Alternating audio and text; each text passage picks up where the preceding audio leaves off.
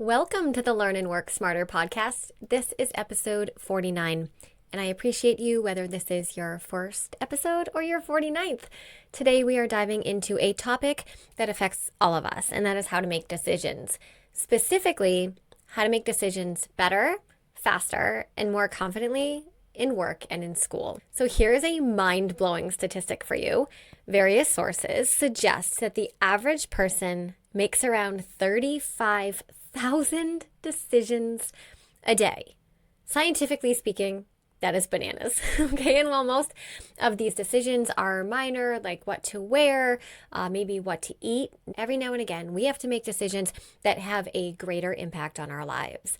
For students, this could be choosing which classes to take, or maybe what colleges to apply to. For professionals, it could be deciding whether to accept a new job offer, move to a new city, maybe just lead a new project.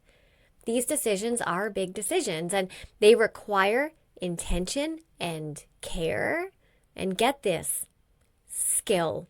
Yes, decision making is a skill, and as you know, this podcast is all about skills.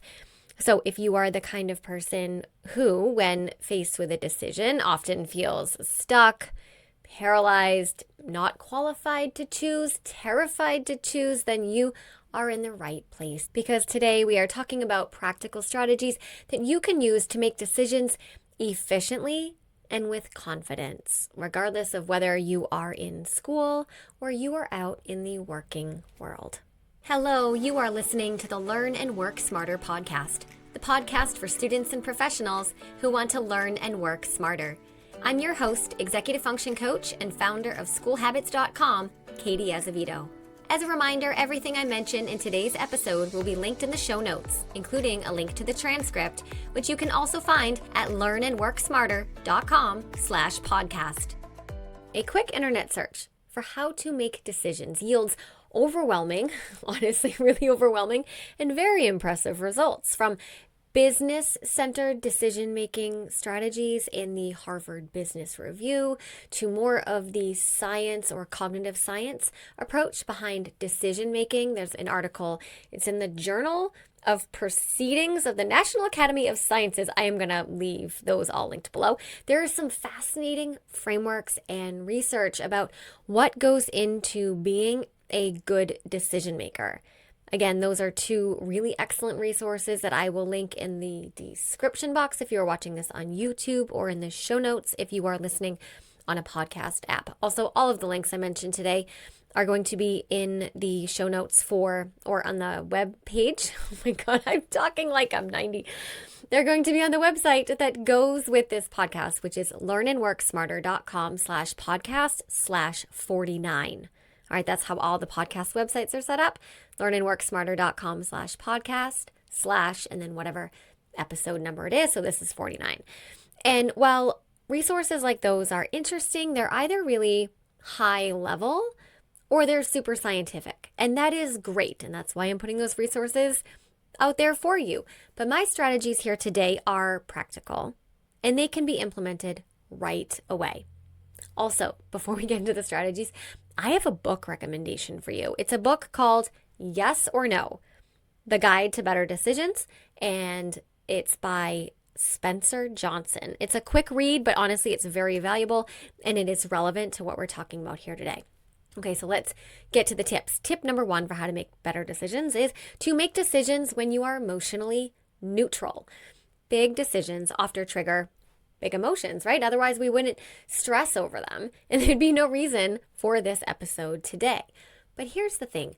Our best decisions often come when we're feeling emotionally steady. When our emotions are high, it is easy to make choices that we might later regret. So whenever possible, the advice is that we should avoid making decisions at emotional peaks. So whether that's anger, excitement, nervousness, exhaustion, right? If we have the time and the luxury, I'm going to call it a luxury, to sleep on it, I'm using air quotes. We have all heard that advice, right? To just sleep on it. That is actually really, really good advice. And if time is limited and you have to choose or make a decision right now in the moment, even a short walk can help clear our head and restore our emotional regulation before we have to make our decision. If we are ever in a situation where there is pressure to make a decision on the spot, so maybe like in a meeting, and everyone turns to you and is like, so what do you think, right?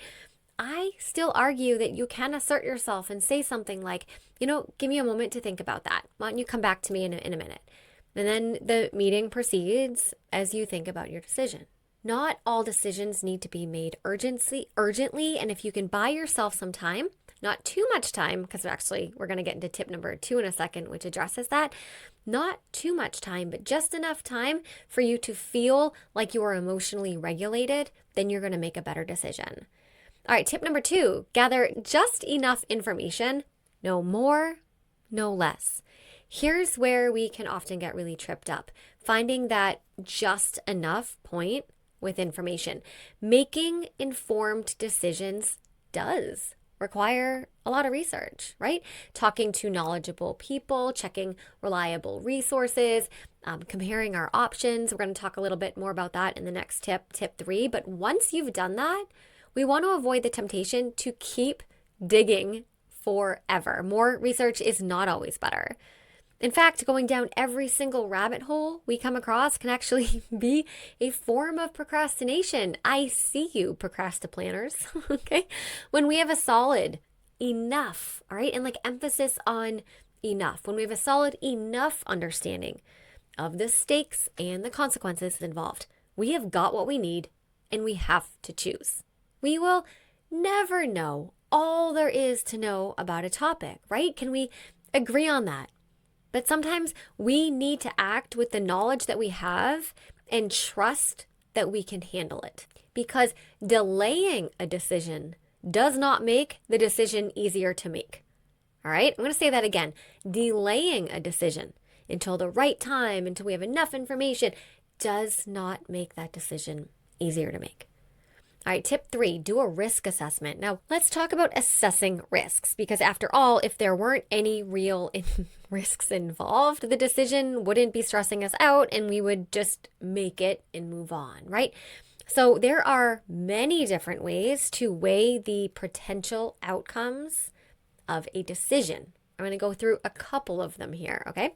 Number 1, the most basic, we've all done this before, I think, make a pros and cons list. This classic method works well for many types of decisions, particularly like minor-ish decisions. We list the benefits, we list the drawbacks, and then we see which side outweighs the other. If you're making a pros and cons list, set a timer for 7 minutes and just see if you can dump all of the pros and cons that you have in your head. Don't Google it, but the pros and cons that you have in your head, often that's enough to make a decision from. Another strategy is to think short-term versus long-term consequences.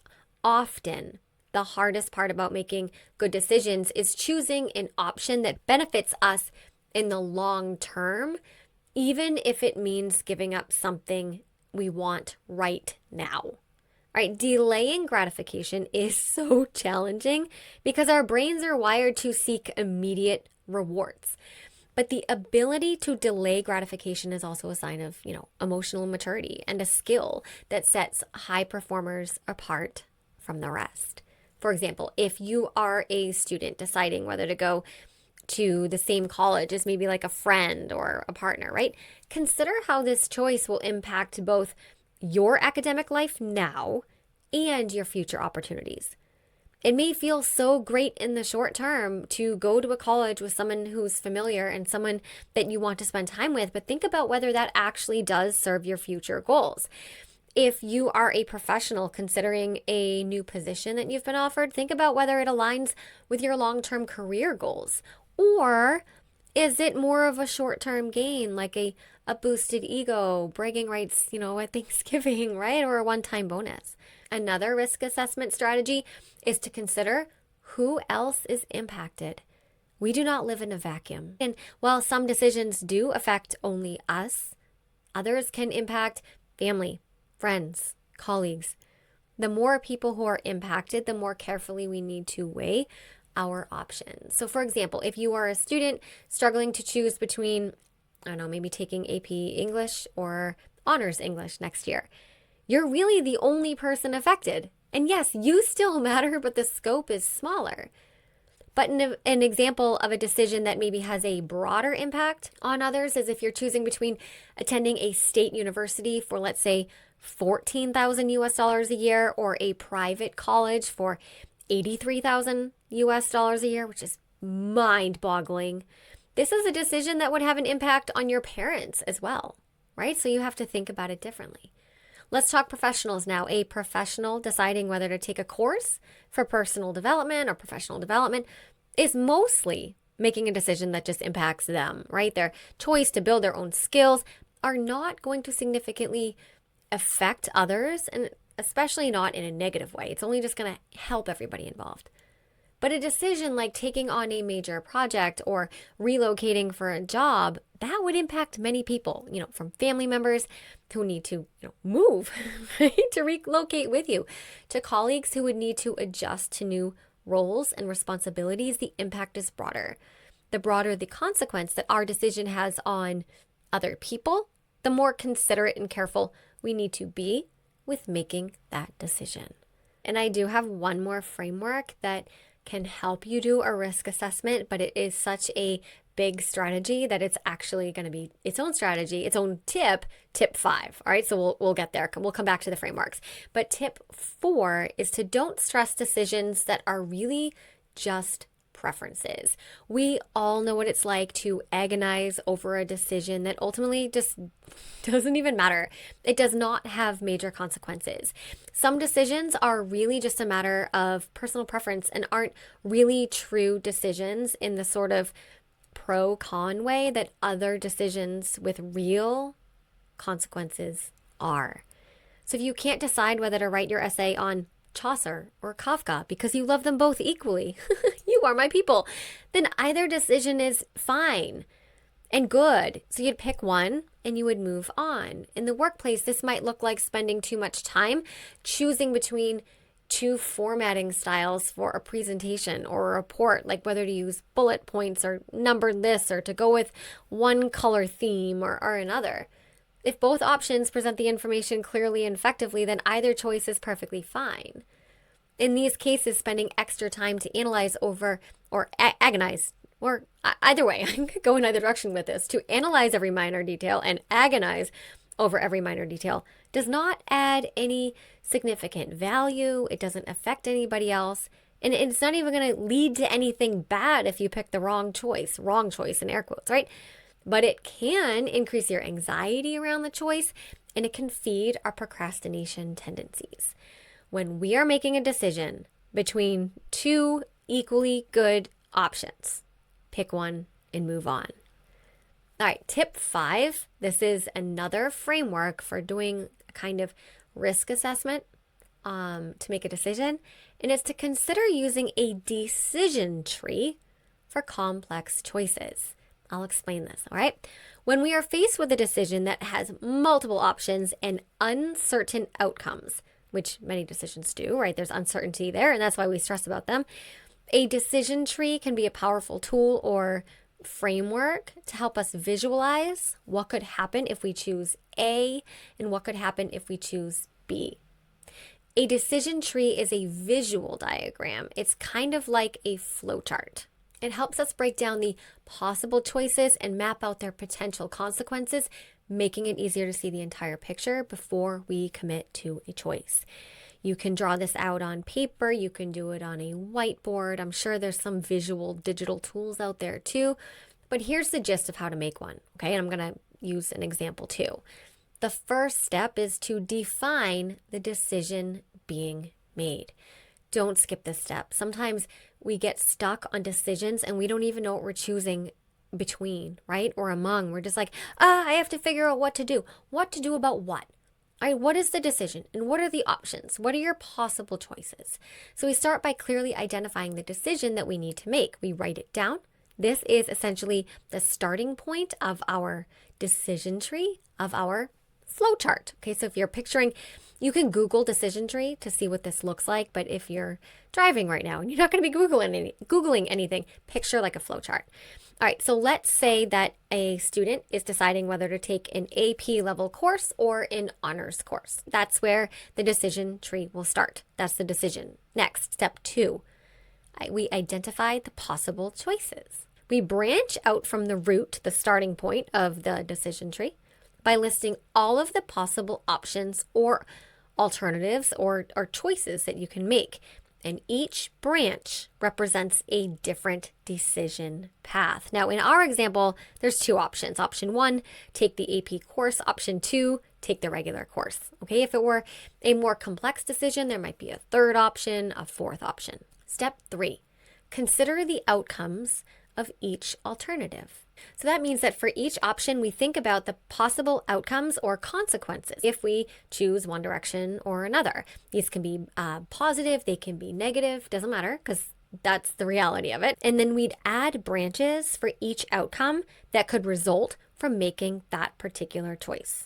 And remember, this whole time I want you picturing a flow chart, right? So you make a choice and then there's like a line that leads in one direction and a line that leads to another direction, right? For example, if the student takes the AP course, so like option A, there are a few different outcomes. Maybe a higher GPA because AP courses tend to have have weighted grades. Then there's an increased stress though, due to the workload. And then there's potential college credit or maybe a college application boost if the student scores well on the AP exam. Again, we would add branches for each outcome that could result from making that particular choice. And now, if the student takes the regular course, option B, there's potential outcomes there too. Number 1, there would be less stress, right? And a much more manageable workload. Another one could be that there's no GPA boost since regular courses don't have weighted grades. And third, it would be less competitive on college applications, but also less pressure, right? So there's pros and cons. There's positive and negatives to making each choice. Again, a branch would go out from your flowchart, from your decision tree for each of these options. Step 4 of the decision tree is to consider the impact and the likelihood of each outcome. All right, so now is the time to think about the payoff or value associated with each outcome. What is the long-term potential impact of each outcome you visualized in step 3? And what is the likelihood of that actually happening? Because when we're in the process of doing the last step and we're brainstorming, okay, like if I take the AP course, this could happen, this could happen, this could happen, we can sometimes run the risk of venturing into doomsday territory. Of like, oh my God, then this could happen, this could happen.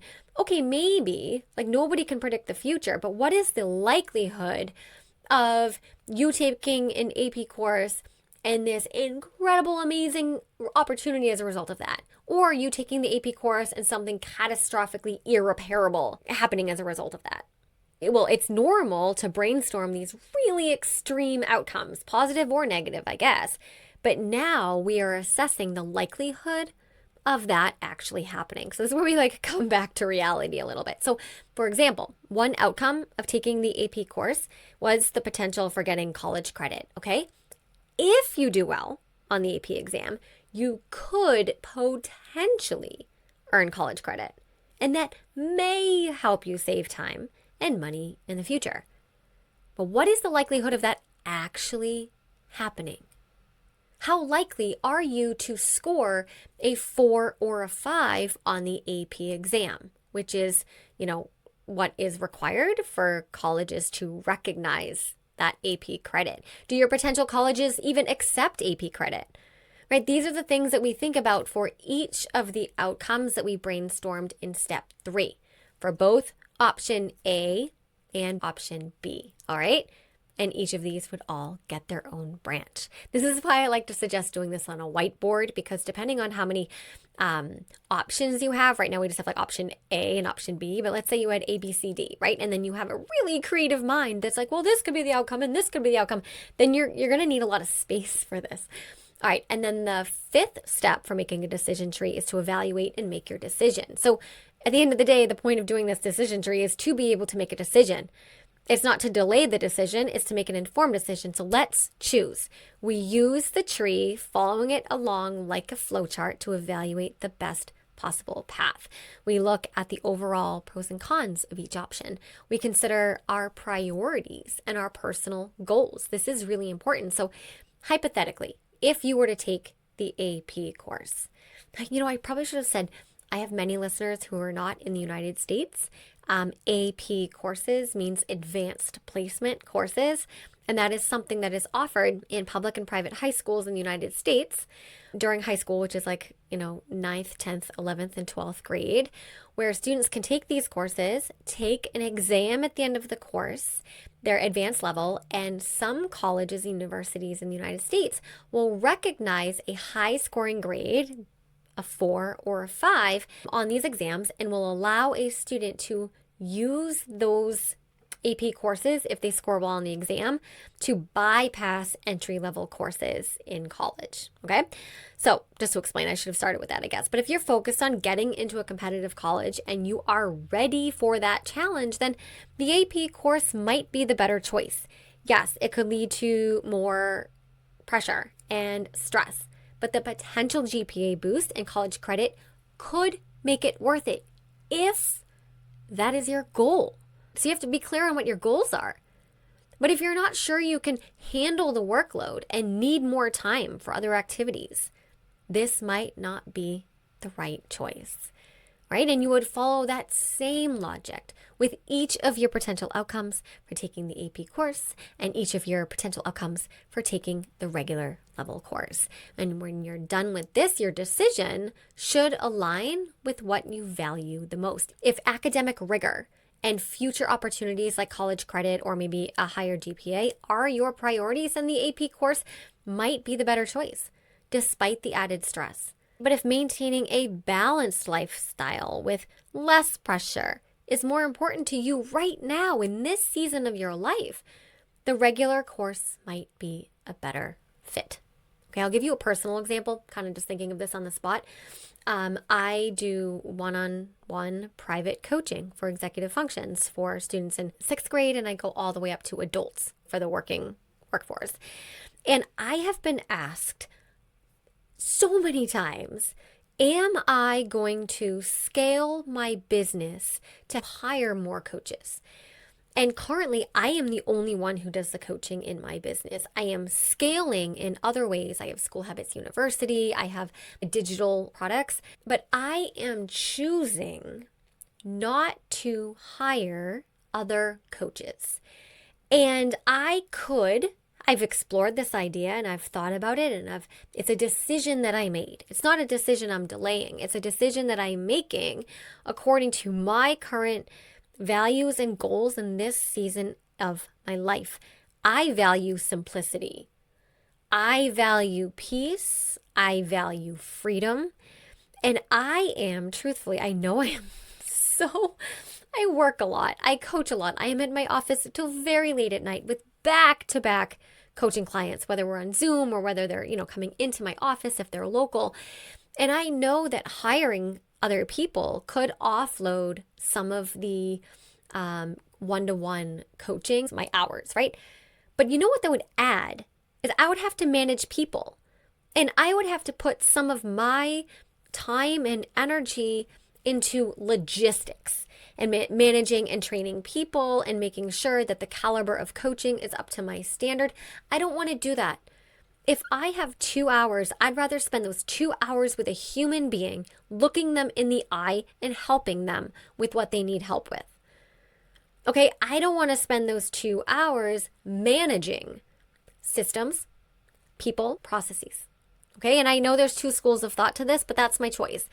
And so if I valued tons of money, if I valued, if I had different values, if I valued, I don't know, I could go off on this, but then I would hire coaches, right? If I value just getting bigger as a company and stepping away from the one-to-one human interaction that I have for 8 hours a day, all right, then I would choose to hire people. But I love the humans I work with, and I don't want to lose that.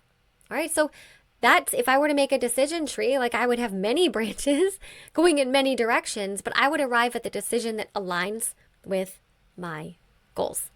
Okay? Why does this all matter? Because small decisions that we make every single day build the foundation for the larger decisions that we're going to have to make in the future. Making confident choices on a daily basis trains us for the big decisions that life is going to throw at us. Yes, it's going to do that.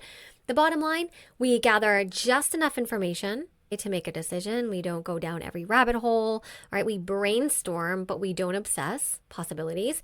We do a risk assessment or two, right? Whether that's just a simple pro and con list, or maybe that's a full out decision tree. Then we make our decision when we are emotionally neutral. And that might mean we take a walk, we sleep on it, we ask for 5 minutes, and we think about it, right? And then we move on and we trust our choice. All right, my friends, thank you for tuning in to the Learn and Work Smarter podcast. Remember, decision making is a skill. And like every other skill that exists, it gets easier the more we practice it. All of the links I mentioned are at learnandworksmarter.com/podcast/49. I will see you next time. And in the meantime, never stop learning.